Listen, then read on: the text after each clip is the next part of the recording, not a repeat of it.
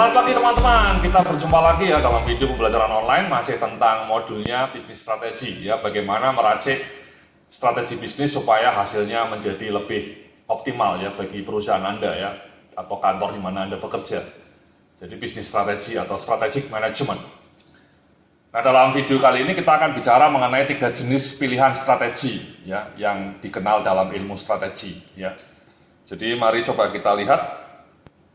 Ada 3 pilihan strategi kompetitif yang bersifat generik yang lazim dipakai oleh banyak perusahaan ya. Jadi yang pertama seperti yang Anda lihat di depan slide Anda ini ya.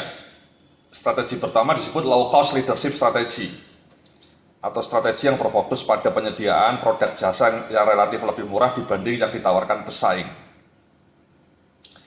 Dan sebaliknya disebut diferensiasi strategi atau strategi yang berfokus pada penyediaan produk dan jasa yang unik dan dipersepsikan memiliki diferensiasi dan keunggulan dibanding produk pesaing. Ya.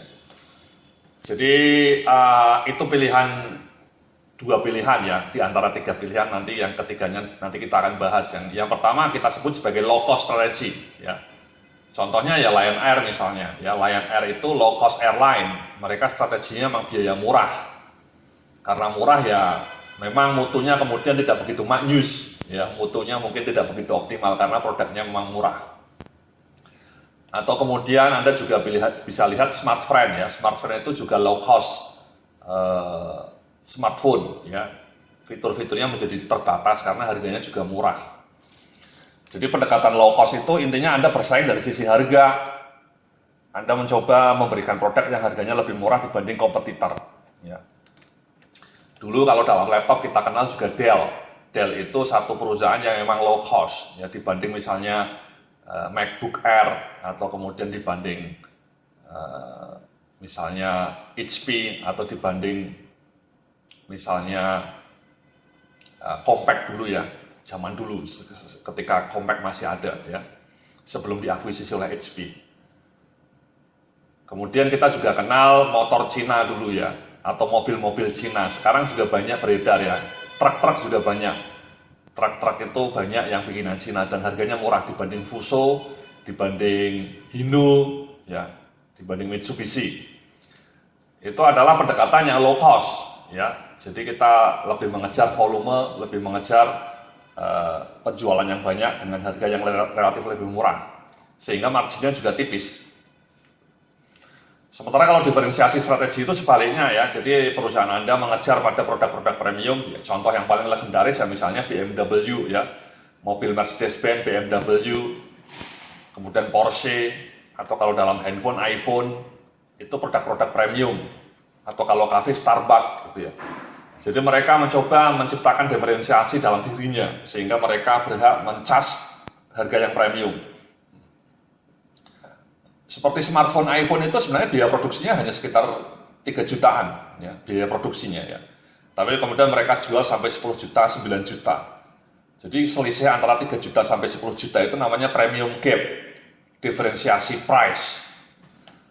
Atau secangkir Starbucks ya, kalau Anda ke Starbucks itu beli 1 cangkir kopi harganya sekitar 36.000, padahal biaya produksinya hanya 5.000 ya, hanya 5.000 dijual 35.000 ya, 7 kali lipatnya. Itu namanya premium gap ya. Sama BMW itu biaya produksinya mungkin hanya sekitar 70% dari harga jual ya, 60%, tapi kemudian mereka bisa menjual dengan harga mahal ya. Jadi itu namanya premium gap. Nah, premium gap itu hanya bisa dibangun kalau Anda punya brand image yang kuat seperti Starbucks, iPhone, atau BMW, ya, atau Starbucks. Itu mereka brandingnya kuat, ya, mereka menciptakan keunikan. Kalau iPhone mungkin keunikannya ya desainnya sangat elegan gitu ya, produknya simplicity-nya bagus. BMW juga mungkin teknologinya, engineering Jerman engineeringnya hebat. Sementara kalau Starbucks mungkin ya auranya ya, kafenya di tempat-tempat yang elit gitu ya. Ambiennya, atmosfernya juga diciptakan sedemikian rupa, hanya ada di mall-mall mahal gitu ya. Jadi menciptakan aura sehingga produk Anda layak dihargai mahal. Diferensiasi strategi itu Ya, itu berbeda dengan low cost. Kalau low cost itu memang dangerous, Anda bisa berdarah-darah karena perang harga. Ya, Anda tidak punya keunikan, pelanggan Anda mudah pindah. Tapi kalau diferensiasi itu biasanya pelanggan Anda lebih loyal. Kalau Anda beli BMW ya selamanya Anda akan beli BMW ya. Mudah-mudahan Anda sanggup membelinya ya someday. Kalau Anda pakai iPhone ya biasanya pakai iPhone terus, atau MacBook ya MacBook Air terus. Jadi lebih loyal ya. Nah, di halaman berikutnya ini saya memperlihatkan strategi pilihan yang ketiga, yakni strategi biaya terbaik atau best cost strategy. Menawarkan produk dengan fitur yang unik namun pada harga yang relatif rendah, value for money menjadi lebih tinggi. Jadi mungkin ini best price dan juga best product itu mungkin kita kategori kalau dalam mobil katakanlah Honda gitu ya. Honda Jazz gitu ya, atau Honda Mobilio gitu ya. Mereka tidak terlalu rendah dibanding Avanza misalnya, atau dibanding Toyota Ayla misalnya, Agya gitu ya. Tapi juga tidak premium seperti BMW atau Mercedes-Benz. Ya. Jadi mobil-mobil Toyota Yaris, Honda Jazz itu mungkin best price, best value juga. Ya. Tidak terlalu premium tapi juga tidak terlalu low cost. Ya.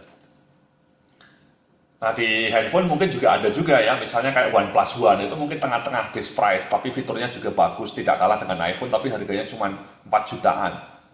Dia harganya tidak terlalu bawah ya, tidak sekedar 1 jutaan seperti Evercost atau Mito, tapi juga tidak sangat tinggi sampai 9 juta seperti iPhone atau Sony gitu ya, Sony ya, Sony Xperia. Jadi OnePlus One itu tengah-tengah. Fiturnya luar biasa, legendaris, tapi harganya juga terjangkau. Makanya OnePlus One itu juga fenomenal, ya. Xiaomi juga fenomenal. Itu namanya best price. Jadi itulah 3 pilihan strategi ya, ketika kita mau menggelontorkan pilihan-pilihan mengenai produk Anda. Ya. Nah sekarang di perusahaan Anda, saya nggak tahu ya, kira-kira pilihan strateginya seperti apa. Ya, apakah mau low cost ya, atau diferensiasi, ya, atau strategi biaya terbaik. Ya. Jadi itulah ya pilihan 3 strategi yang bisa Anda ambil ya, tergantung dari kompetensi Anda. Memang beberapa kalangan pebisnis mengatakan kalau produknya premium, diferensiasi itu lebih profitable ya, marginnya lebih tinggi. Tapi untuk bisa mewujudkan menjadi produk yang unik, yang premium, itu Anda harus punya kreativitas ya, perusahaan Anda kreativitasnya luar biasa, inovasinya jago juga. Dan tidak kalah penting, brandingnya juga kuat ya, communication brandingnya kuat. Sehingga produknya elit ya, luar biasa, tapi juga didukung oleh mutu yang handal, mutunya kelas dunia. Ya. Jadi itulah pilihan 3 strategi yang bisa Anda pilih ketika Anda mencoba merumuskan bisnis strategi atau pengembangan strategi, terutama produk Anda ya, untuk dijual ke pasar. Terima kasih, sampai jumpa dalam video berikutnya mengenai eksekusi strategi. Salam sukses, penuh kesuksesan.